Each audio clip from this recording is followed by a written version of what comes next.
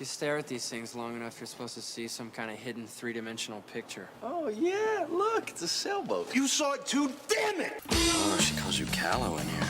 You say that like it's bad. Well, it means frightened and weak-willed. That was the only part of the letter I thought was complimentary. 1, 2, 3, 4. This is Brody's private hell. Where the hell did that come from? What's going on here? And these Brody man, noochie noochies. are his friends. Hey everybody, welcome to Watch This Podcast. I'm Alan. I'm Ryan. And I'm Devon. This week we are talking about the Kevin Smith film Mallrats, his follow-up to Clerks, which I had seen before, I think, and you guys had not seen. You think? I never saw it. I rewatched it for the podcast, and there were segments of this. Is like, I don't remember them going to a flea market. I don't remember the fortune teller. I don't remember huge chunks of this movie. I must have fallen asleep the first time I watched this and just counted it as watching it. Or maybe you saw it on, like, I don't know, they were showing it on some weird TV channel at like 1 o'clock in the morning, but they still had to edit Comedy crap Central out or something. Yeah. No, I feel like I watched it from the library, and I don't think the library was editing their DVDs. I feel like I just fell asleep and was like, nope, I'm not. I'll do that thing where I'll fall asleep on the couch and be like, no, I'm awake. I'm good. Like, I didn't miss anything. Okay. I totally know Counts. what's going on right now. I missed Still counts. 2 episodes of Big Mouth doing that. So, Oh, I hate that. yeah. I'll stop a whole series if I do that. Oh, really? See, that's the right thing Yeah, I to won't do. go back and rewatch. I mean, that's such a good show, though, that I had. It's so worth it. But anyway, yeah. So this is your guys' first time watching Mallrats, and this is your second Kevin Smith film. Mm-hmm. So we're going through the View Askew universe. I think the goal is, we're going to probably take a break after this episode, but the goal is to get you guys through View Askew in time for Jay and Silent Bob reboot, which should be coming out in the fall.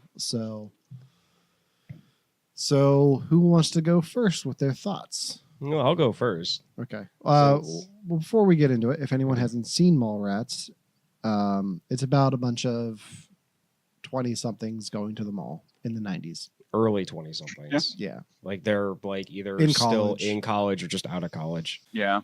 Yeah. Both dumped by their girlfriends, 2 best friends seek refuge in a local mall. That's pretty That much sounds it. about right.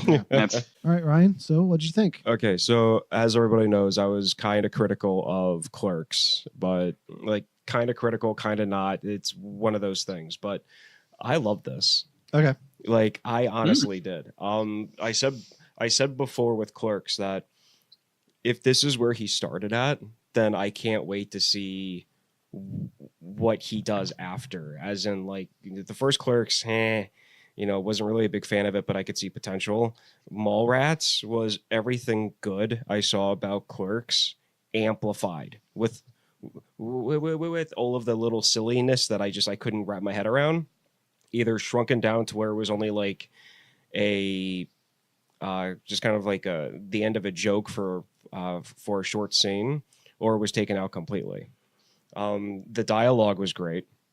It was very simple, but then again, so were the characters. And I saw myself in like almost everybody, which was hysterical. Yeah. The main thing that I couldn't get around is that I was that person who hated the Magic Eye books. I never saw anything in the Magic Eye books. Like, teachers would bring them to school because like, oh, look, it's a carriage. And I'd throw the book across the room. Like, no, there's nothing on these stupid pages. I was that kid. Like, I never saw anything. I hated those things. Devin, could you see the stuff in the Magic Eye books? always. That was my favorite thing to do. I had a saxophone teacher who like had a stack of those books in the waiting room before the saxophone lessons. I would request to go there an hour before the lessons to read the Magic Eye books before we got to the lesson because I was that obsessed with them. My wife loves the Magic Eye stuff. Yeah, I never see it. I can see the stuff, so we can see the sailboat. You can't. I think the picture for on Facebook for this episode is just going to be Magic Eye poster, just to piss Ryan off. Oh, we should. Yes. Hated those things. So you liked it? Oh no, yeah, no. I liked it. At the beginning, like there was a point in time It was right after they spoke to that character at the Magic Eye stand, where I said out loud to myself, I like this movie. But from the second the movie starts off with the two characters going over their breakups and the way that they happen,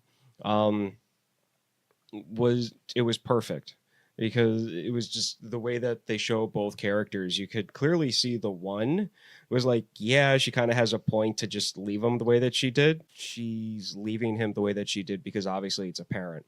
Yeah. Like, he doesn't care. He's hiding her from his mom. She's trying to talk to him and he turns on a video game and she's like, that's it, I'm done. So that one you could understand. And then the other one was clearly like, okay, the dad's clearly messing this one up. And they go to the mall because it's the only thing they really know what to do in their town to kind of like to get their heads clear. Oh, the 90s. Yeah, exactly. Like that was, I mean, for being that age, being in a remotely medium-sized town that had a mall, like that's what you did. And to have the stands, to have the one of the antagonists being like the older 25-year-old working at like a men's fashion like store was hysterical. Yeah. Okay. But yeah, it was just, it's everything about it was enjoyable for me. Okay. Devin, what did you think? I have a cycle with Kevin Smith movies now where I have to watch them. I have to watch a little bit of them, hate them, and then come back to them later and then appreciate them. And that's exactly what I did with this movie. It was a whole cycle. Okay. So on Friday, I watched like the first 20 minutes of Mallrats and went, I don't think I like this movie. Shit. Like, I thought I would like all of Kevin Smith. And then I stopped the movie, watched like Infinity War, like some other like movie. And then I went on a really long walk. And I thought about, and this is real, like I'm not just being dramatic about this. I thought about why I didn't think I liked Mallrats and why I thought I liked Clerks better. And I was like, okay, well, I think Clerks is more of like an art house film and it has more like creative direction. And I was like, nope, it was black and white. And I'm just lying to myself. That's the only reason I think it's a little artier. And because I was just like, Clerks had so much more to say, and it just was so much more artful. And then I thought about it, and I'm like, no, there was a whole part where this guy was just measuring eggs, and then they knocked over a coffin at a funeral. I'm like, these are like the same movies, but this one's in color and more in the 90s. So then I went back into it with that recalibration in mind, and I really enjoyed it. And I mean, it was like a 24-hour cycle, but I actually really enjoyed the movie for what it was. Okay.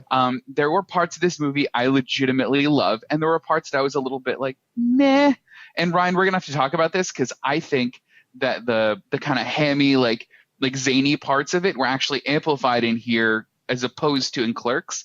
But it could just be because Clerks was in black and white, and I didn't get it. Like, I didn't get that they were zany because black and white just seems more arty to me. Okay. Yeah, we'll definitely get into this. There's a lot.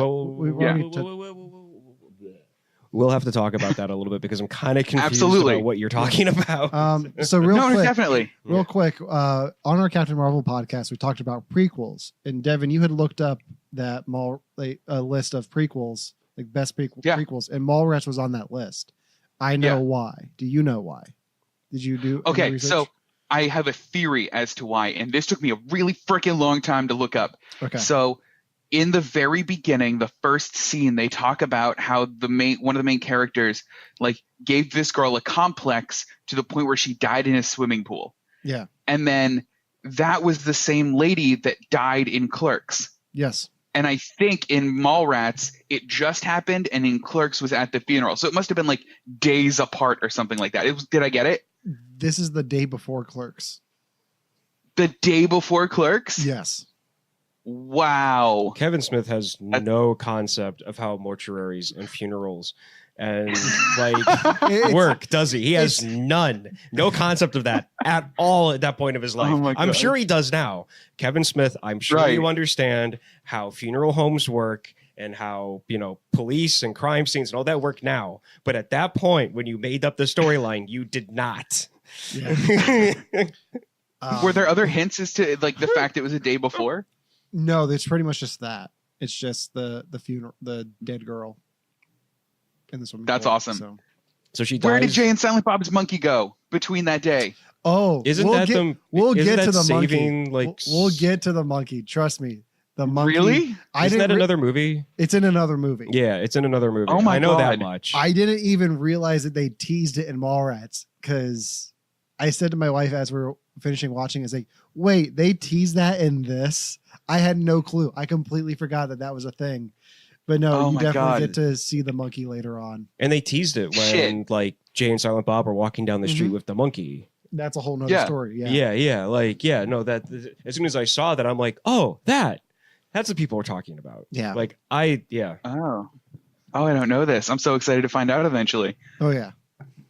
And I'm not going to tell you which one it is until we get to it. Like I'm not like Good.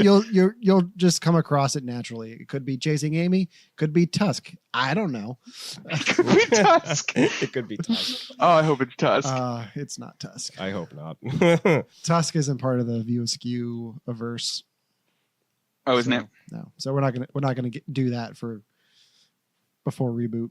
Got it. Probably.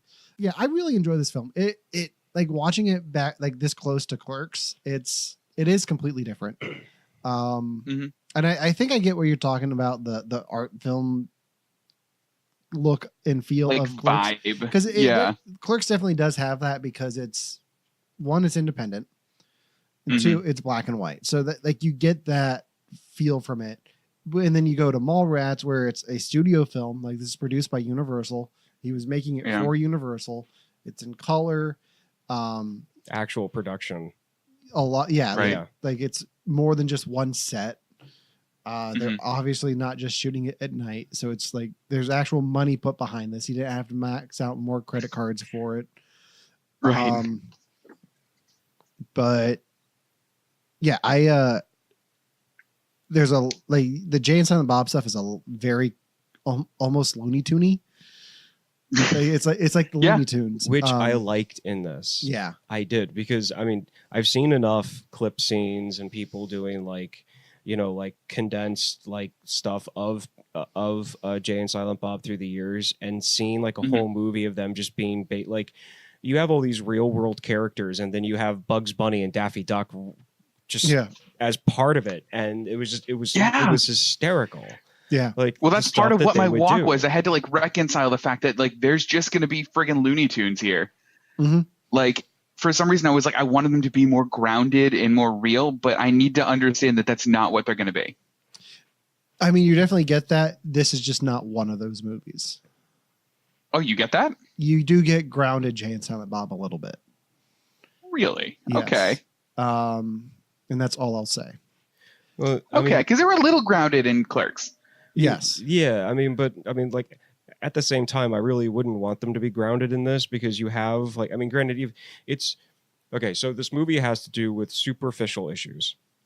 Just throwing it out there. Like, granted, like these are relationships. The one guy is proposing to his girlfriend. Like that's kind of serious. But at the end of the day, they're in their early 20s. These aren't life and death, problems. Right. But the movie's taking them on like they are, which, for being that age and at that time kind of were life and death to people. But then to have Jay and Silent Bob just be like these two, like, yeah, sure, we'll, destroy the stage. We have the schematics and everything involved. And then, Silent Bob dressed up as like, yeah, exactly. We were already going to. Like the stuff was great. And then of course how Jay has the blueprint of how like Bob was going to knock out the campaign hat wearing security guard with a sock full of coins. Like that was perfect. Yeah. Right. And the kid throws the little wooden car out under his foot. Devin, what notes do you have? I know you have a tendency of taking notes. Yeah. All right. So my first note is literally just fuck you, Trisha. That lady that was having sex with everybody. And not because of what she was doing. I fully support that. There's a quote in the movie where she said, some women aren't just looking for Mr. Toad's Wild Ride. Fuck yourself. That is a fantastic ride. Every woman should be looking for that. Fuck yourself. That was literally all I had in all caps in the top of my notes. So my other note is that I always love Ethan Suplee in everything that he's in. I loved his role in this with like his weird like mustard stained shirt, and like I keep forgetting about him as an actor until he pops up in something and is my favorite part of the movie. He pops up in a lot of things. He does though. His best known on IMDb are American History X, John Q, Remember the Titans, and then Chasing Amy. So you'll get to see him again. Is he the same character? I can't say. Okay, because one of the things that did annoy me about this movie is the guy that played Dante is a different person in this movie. Okay. Well, I made a observation about that and I had to do some research and I found an answer to why that happens. It's Dante's cousin. It's Dante's cousin? Yes. He says his name is Gil Hicks, and it's Dante Hicks. So I was like trying to find confirmation of like what cousin he is, but no, it's his cousin. So Damn it, Kevin Smith, good job.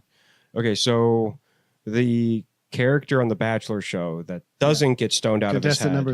Contestant number 3 is Dante's cousin from Clerks. Yes, played by the guy who played Dante. That was Dante? Yeah. Oh, I didn't catch that. Okay. He didn't have like the goatee thing. No. It wasn't just that. It was the fact that it was in color compared to being kind of low quality black and white film. Like that's why, again, I didn't catch it. Were there any other actors from Clerks that also made it into Mallrats? I mean, just side characters. Like Randall's not in it. Yeah, okay. So. Okay. But man, I'm just looking at the at Ethan Suplee's IMDb, and there's a lot of like everything on here I like. Evolution with David Duchovny and that's an Jones. awesome movie. Without a Paddle. Oh yeah. Oh, I forgot he was in The Fountain. He's in Wolf in Wall Street, and I forgot about that one. Yeah, he's in a lot of stuff. Boy Meets World. Like I always remember. What? He's on Boy Meets World for a lot of it. His dad's a wrestler. He's like the bodyguard for the bully Harvey Kleiner for a bit. And then Adam Scott comes in and he's the bully because Adam Scott is totally believable as a bully in the 90s. Right. Yeah, there are instances, there are parts of the View Askew stuff where people come back as their characters from other things. And then there's other parts where they come back as new people. And then there's parts where they come back as both. Weird. Because like we'll get into Chasing Amy and Jason Lee's in that. But he's not playing. Oh, really? He's not playing Brody. Oh, okay. And then down the line, he plays both characters in one movie. So, fuck you, Kevin Smith. I love it. So, what did you guys think of the opening with all the different comic books? Oh, I loved it. Yeah, I mean, I figured watching it that when they were showing the different characters, but they had like the names were off. I figured, okay, so these are the characters in the movie, obviously. But at first I was like, okay, Kevin Smith, comic books, okay. And then I started realizing that I couldn't recognize any of the comic book characters they were showing. Yeah. And then that's when I put, oh, these are going to be characters in the movie. So then at that point I was trying to memorize like who is who. So then like through the movie I could kind of like spot them, because I think what he was trying to do was kind of take their characters and like superfy them as comic book characters in a way. I was waiting for that. Like, you know, like if they were going to show like one of the characters and like to be dressed up like Professor Xavier, like he was going to be like the enlightened character. Like I was waiting to see some correlation like that, but I didn't see it. Yeah, no, I don't. There was a little bit of one. Yeah, I mean, I think it's just mostly style stuff. Yeah, like, I don't think it was really. I think you read too much into the comic books. Well, no, that's a bad thing. Like that was the only comic book thing that I was thinking of because of, you know, Kevin Smith's really into comic books. Yeah. He's really into superheroes.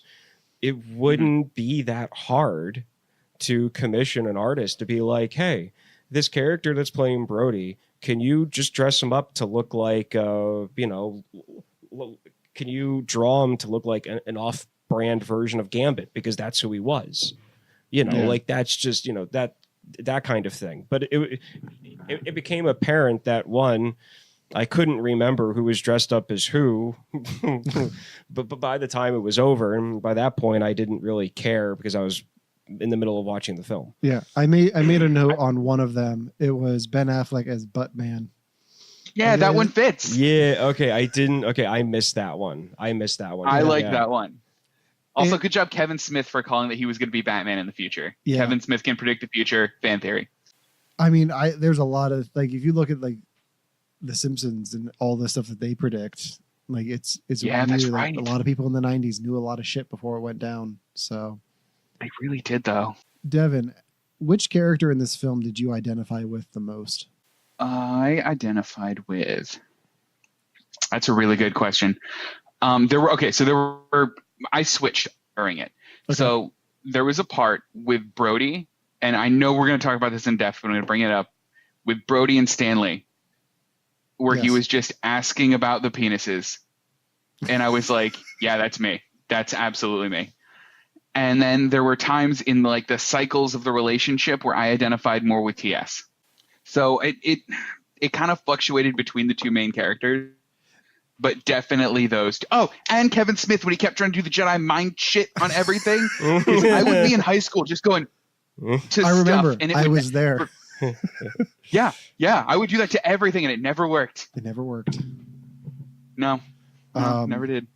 Yeah, I definitely agree. I definitely split between Brody and TS at times.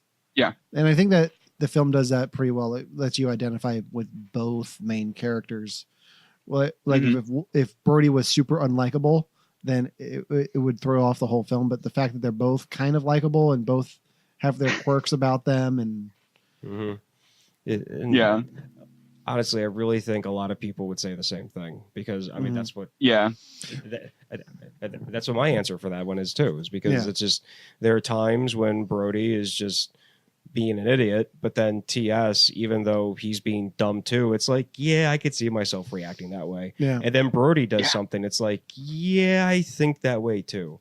But yeah, no, the whole thing with like asking, like being obsessed with like superhero like sex organs, like that's just one of those like nerd geek things that I just roll my eyes at and always have. Like, Oh yeah. I hate it when that happens. Yeah. And it's very contrast to Clerks too, where like you didn't like Randall at all, Yeah, no. but here both of your main characters are likable. So Yeah. you can see the Kevin Smith learning about characters and growth and all Yeah. Character that. So, screenwriting. Yeah. Yeah, I because love it. yeah, because it's just it's you get more out of the characters if you can find something to like you Identify can with. find yeah. Yeah. And Yeah. it just he was able to do that with both of them. Devin, any other notes that you had? Yeah, so Kevin Smith always, I feel like now after Jay and Silent, or after, not Jay and Silent, but after Clerks, I feel like Kevin Smith gives himself the best parts. Because Silent Bob was arguably like the most fun part of this movie, I thought. Like every time Jay and Silent Bob were on screen, I was like, okay, good, I'm down for this, and I know Silent Bob's going to be awesome in this scene. Yeah, this is definitely the most fun that it's been a while since I've seen them all. This is the most fun I've seen Silent Bob have. Oh, really? Yeah, because it's just off the wall zaniness the whole time with him. Right. Right. And I think part of it too would probably be Kevin Smith's like, oh man, I got this money to do these movies. I'm gonna do what I want now. That way, when they take the money away from me, I'll have already done it. That's a good point. Like, I guess that would be FOMO, fear of missing out. Like, I'm going to do what I want now, and then I'll make my serious picture after this. So We could definitely tell, like, especially because he was pulling shit out of his trench coat, and like a blow up doll came out, or like he had like the grapple gun or whatever. The Batman, and, like, he was almost totally always belt. hanging from something in this movie. Yeah. And then Jay kisses him on the cheek, which I absolutely love. Yeah. Like that was hysterical. I love.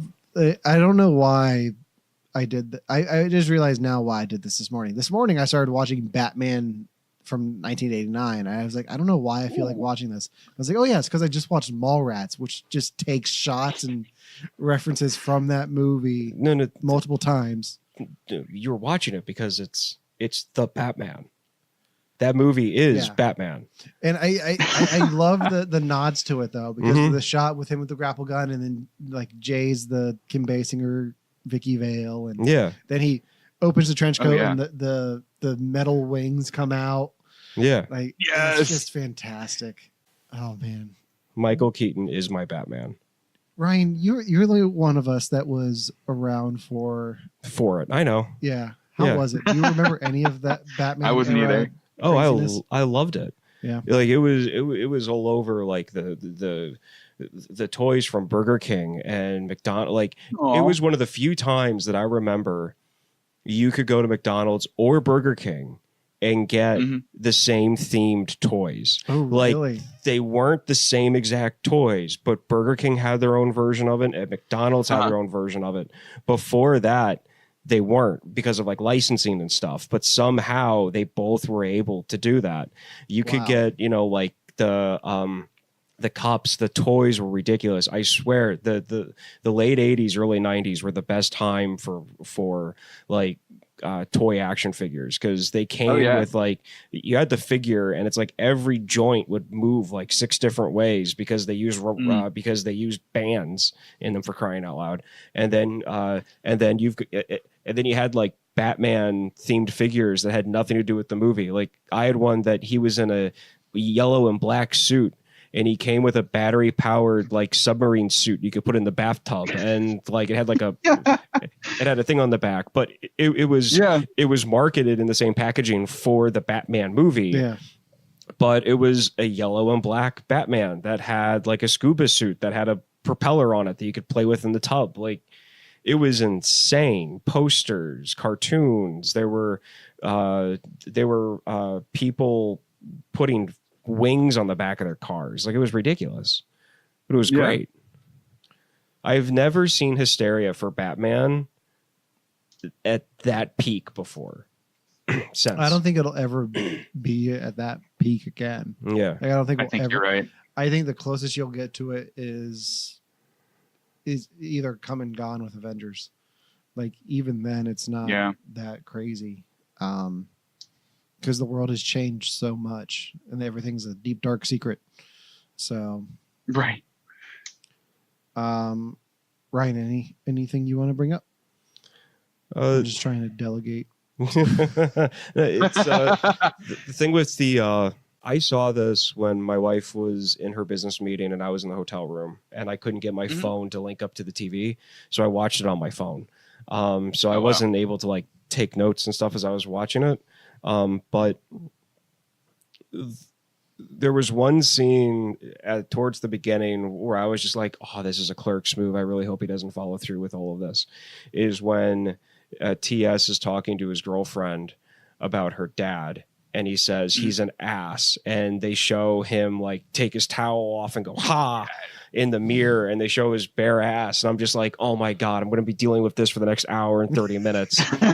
And then but then luckily, like, there wasn't anything of that caliber up until Brody was doing the whole like fart handshake thing with shoving his hand up his butt and then doing that whole thing. But at that point in the movie, with establishing the characters and the storyline, that joke for me wasn't just, oh, this is just a stupid, joke. Like, it actually fit, because at that point you know who Brody is. Yeah. Like, this totally fits on more of the like more edge part of his personality, but this is something I definitely see him doing. And then you've got the gross out factor of like the guy eating the pretzels and like smearing the chocolate on his hand and all this other stuff. Like, Michael Rooker. But I just thought, like watching it, I just like watching. I'm like, this is totally 1995. Like, this is 94, 95, like to a T. Like, they didn't try to change anything about it. I did like the Clerks hat at the flea market. Yeah, I missed The Clerks hat at the flea market? I missed it, but my wife pointed it out. Yeah, TS, Whoa. he puts on a hat. It was right after Brody yells at the woman at the comic book stand about how they should have boards. Yeah, about how he they need to have the boards in the back, and he looks over, he grabs a black hat, puts it on, and it says Clerks across the top, and then he takes it off and puts it back. That's awesome. And the psychic eating the third nipple was hysterical. That was awesome too. Yeah. See, that's one of those scenes where I did not remember at all, and I spent most of the time figuring out which one was the fake nipple. Me too.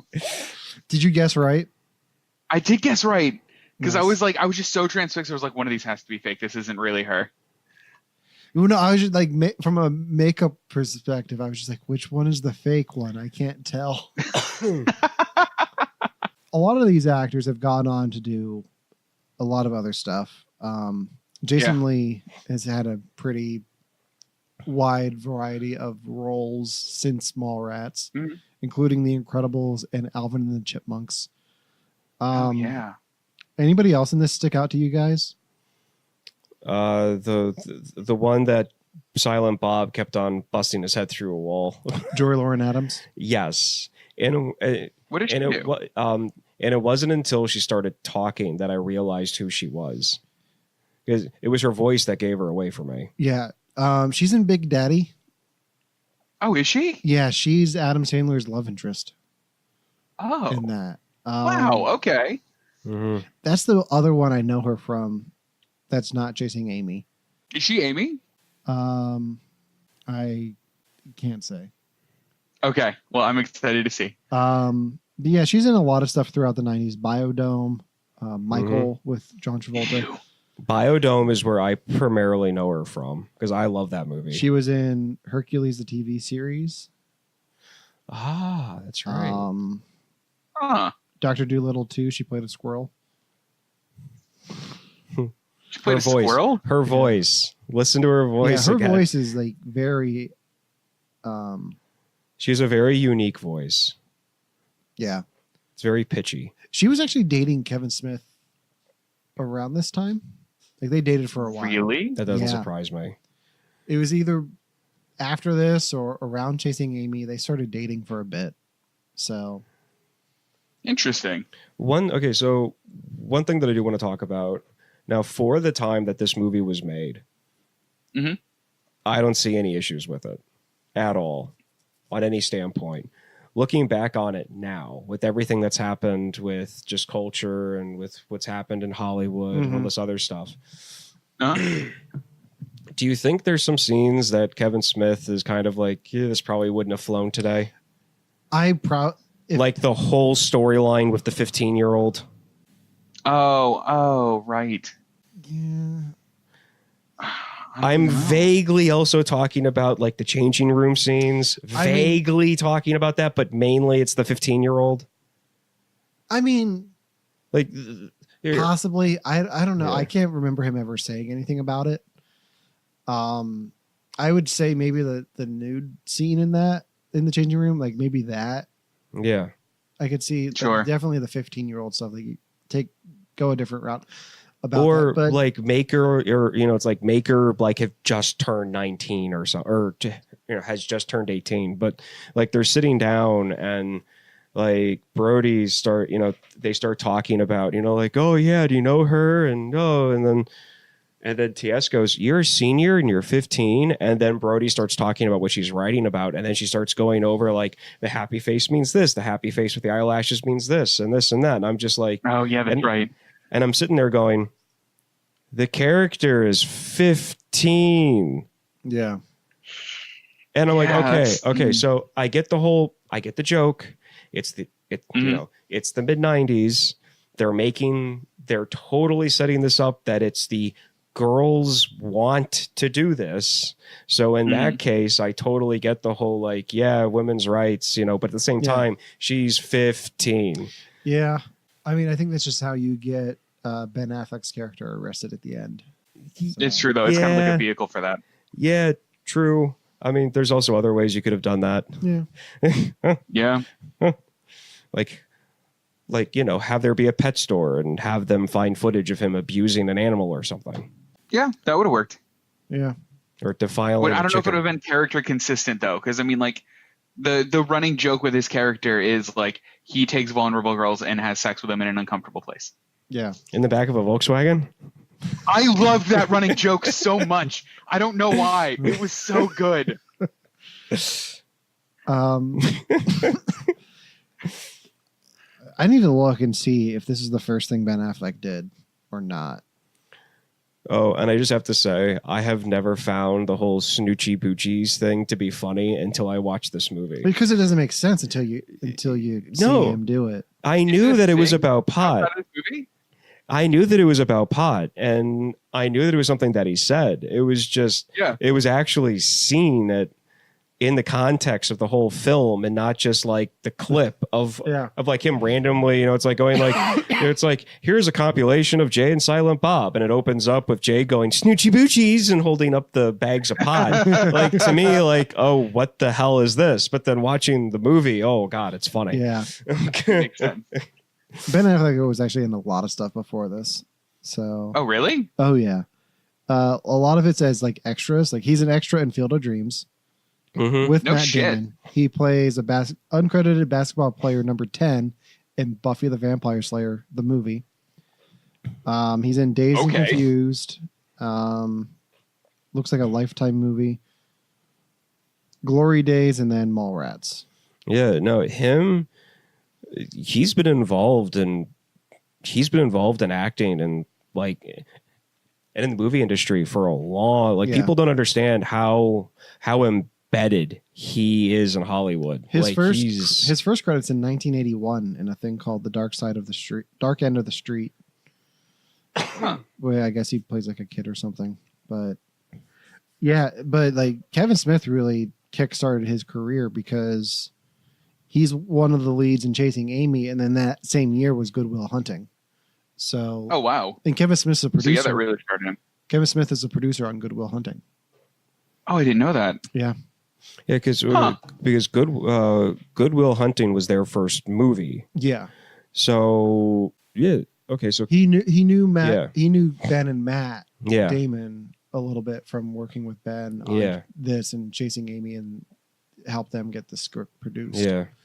So. Oh wow. So okay. So I'm gonna segue a little bit. Yeah. Stan Lee. Yeah. Okay. Nope. We're gonna eventually. Yeah. So. We're okay. So So I thought his cameo was gonna be a lot shorter. Like I'm talking like 2 words or maybe 2 sentences. Like not a whole like morality change of life like talk between like a father and son type deal. Like I was not expecting that. Yeah. Because in Marvel, he's sitting there, and is he saying Brody in the movie? I think that's the word he's saying on the bus. No, he's saying was it Excelsior? Just believe, true believer. Just believe, that was it.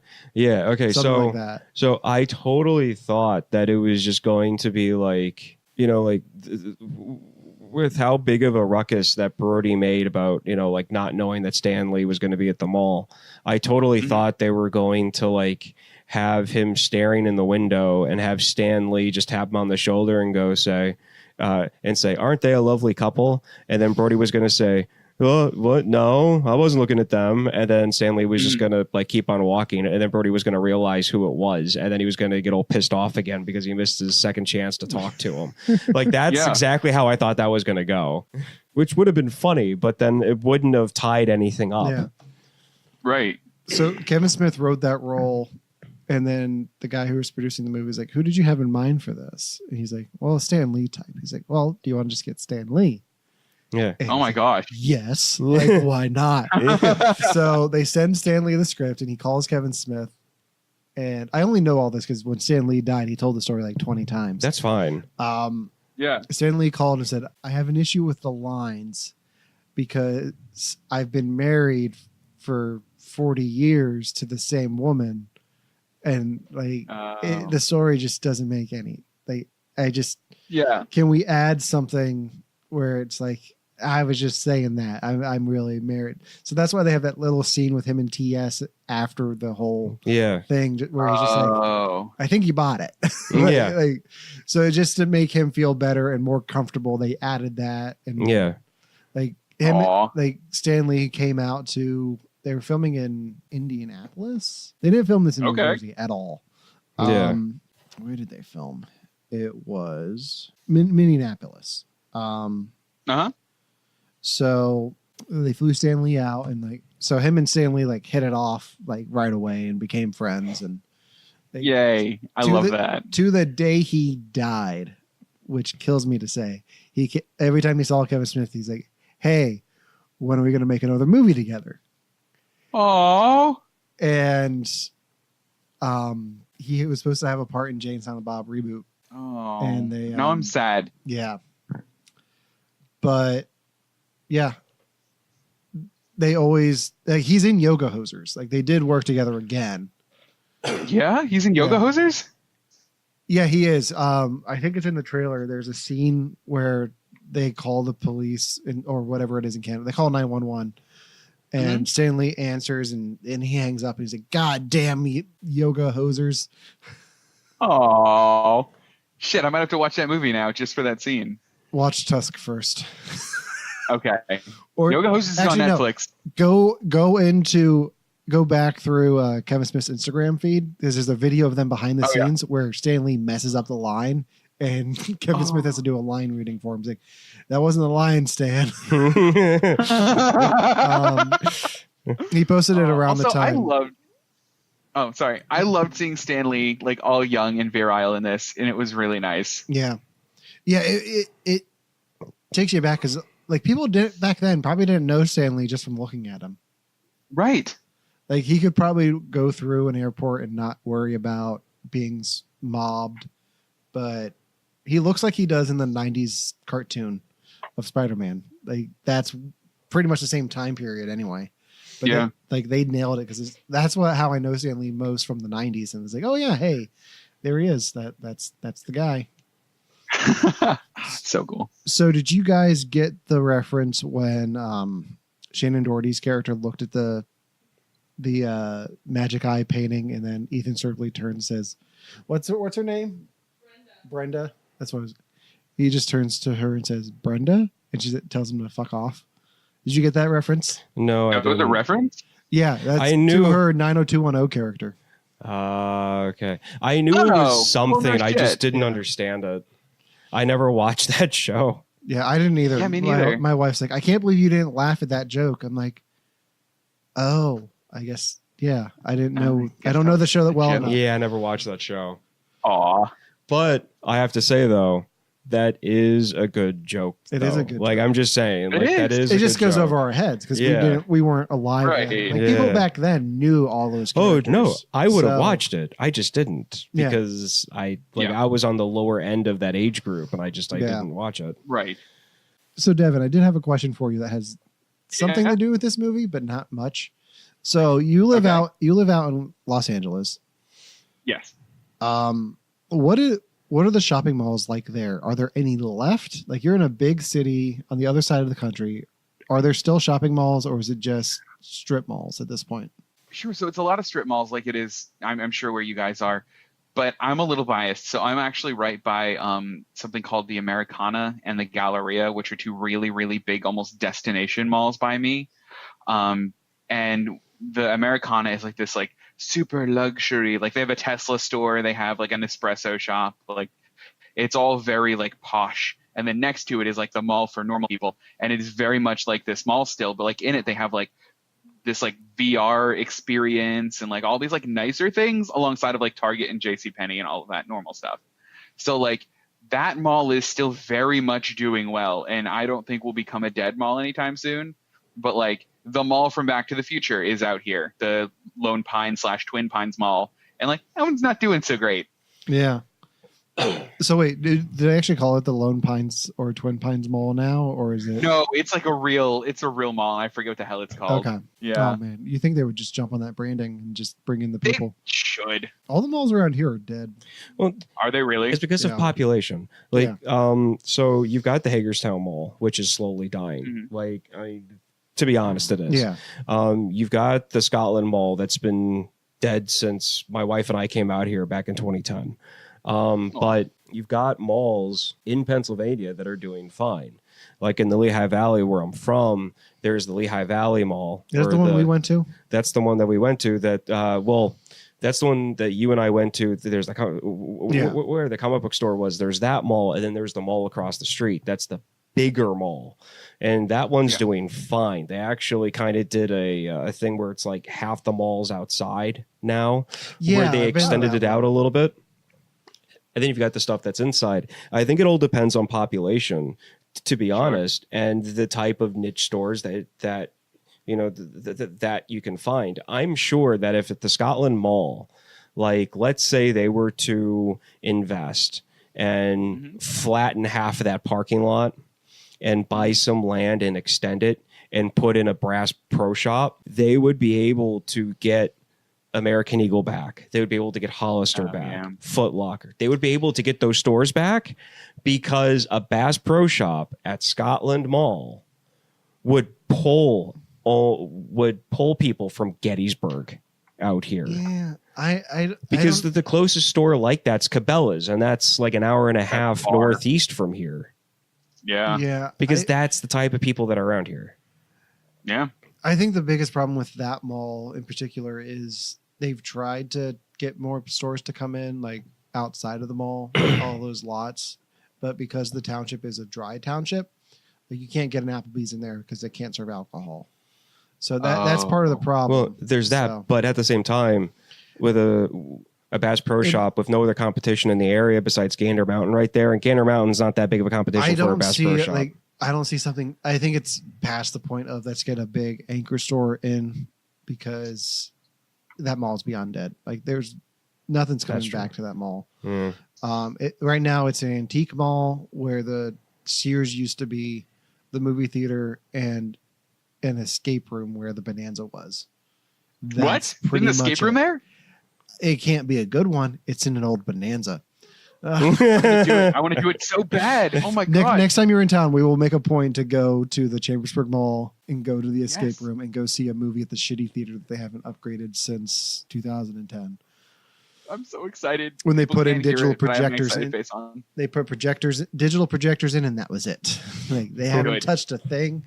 They added a Coke Freestyle machine to the lobby, and then they're like, okay, we're good. We're AMC now. Wait, this is the most important question I have for you guys. At the Chambersburg Mall, there was a Star Wars still there. Episode 1 Coke machine. It's still there. It's still there. Yeah. Oh my God. The Star Wars Episode 1 themed Coke machine is still there. The light is still on. And I still think it serves new Coke. That was a joke. That was a joke. No, I made the joke last time. Like, we had some windstorms come through a few weeks ago, and I was like, yeah, man, this mall could get knocked down, torn up in a tornado. Everything would like be flattened. Everything would be gone, and all that you would have left is this Anakin Skywalker pod racing Coke machine standing alone in the rubble, and that would be it. Yes, absolutely. No, that's still there. Machine. Still there. Good. That shows how often they've updated this mall. It still has a vending machine from 1999. I mean, and I love it. The thing is, a while ago, I really thought that the Scotland Mall was going to get better because they put in that new barbecue place that took like an old jewelry store and a clothing store, and they knocked down the dividing wall and they made it like an actual barbecue, like quasi outdoor thing where like they had picnic benches instead of tables.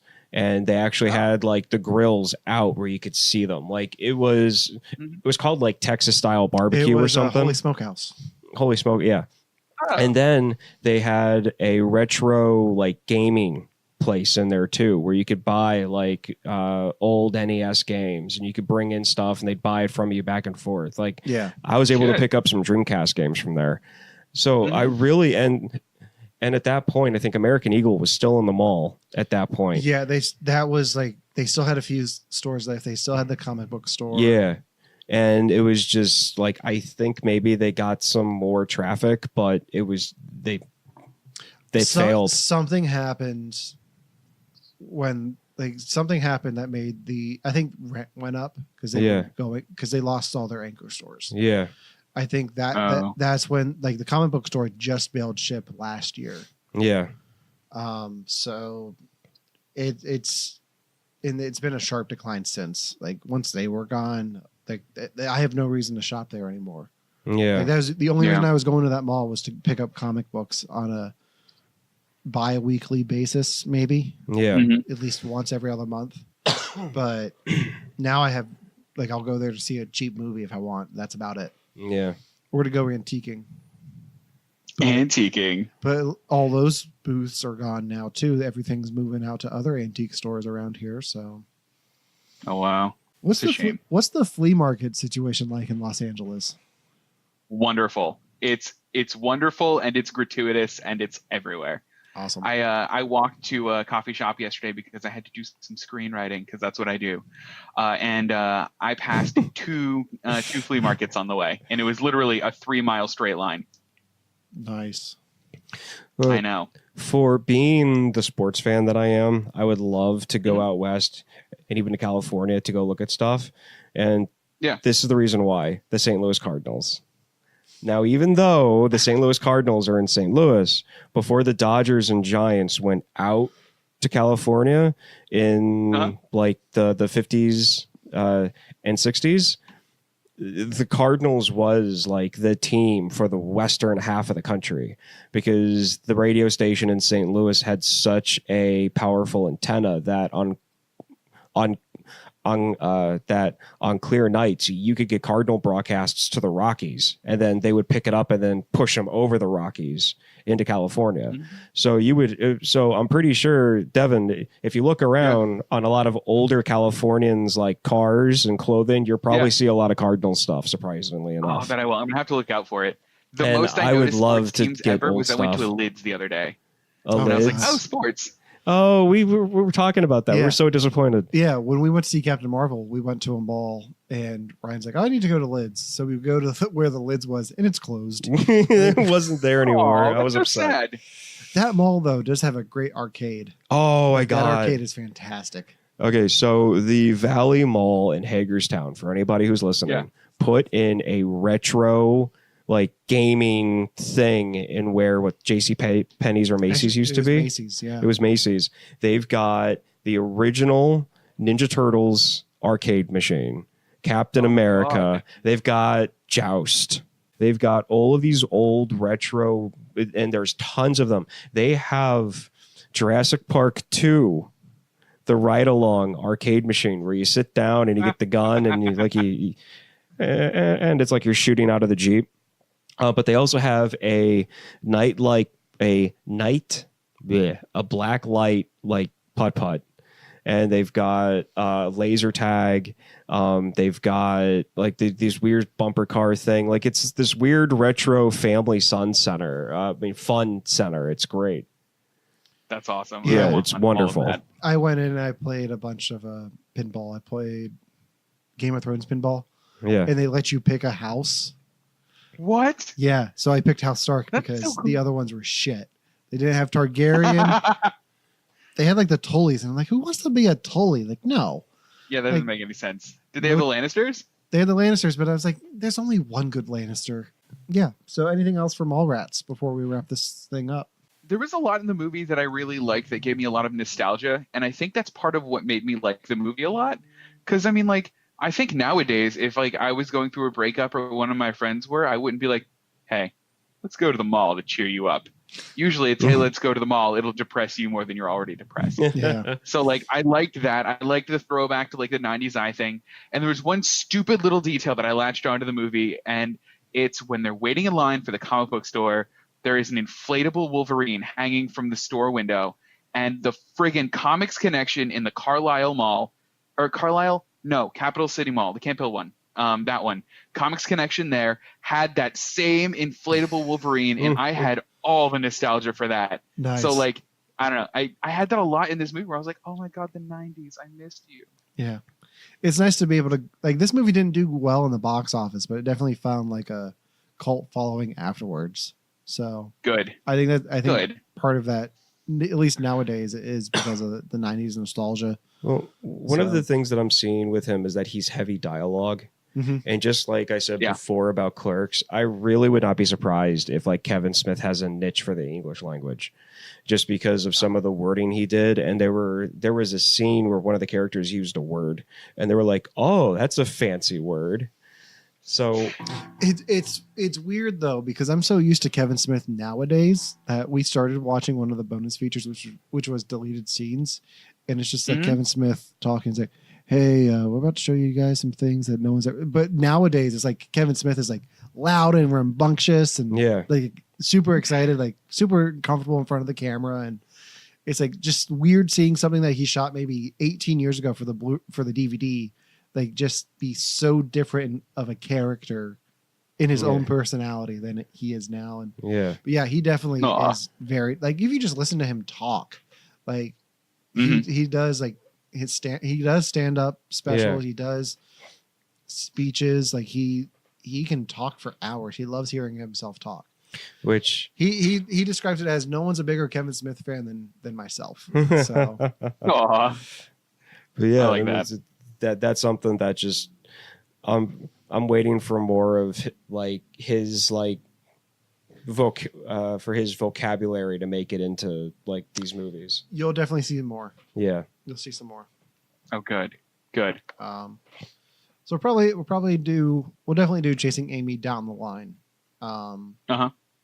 Is Dogma the next one in line though? No, Chasing Amy's next. Okay, because I know at the end of Clerks they were like, they'll be back in Dogma, but like I didn't know if this like. No, Dogma. I don't know the straight line. It's Chasing Amy, then Dogma, then Strike Back. Gotcha. Okay. So, yeah. And then where does Clerks 2 fit in that? It's after Strikes Back. Got it. Okay. Yeah, because they're older. Yeah, and they portray them to be older. Oh, really? Yeah. Yeah. The whole thing of Clerks 2 is these guys are, oh God, what was it? 10 years older, still doing the same kind of stuff. So, yeah. Huh. Good. I'm excited. All right. Well, that's it for today's episode. Make sure to like us on Facebook and follow us on Instagram. For You Have to Watch This Podcast, I'm Alan. I'm Ryan. I'm Devin. And Snoochie Boochies.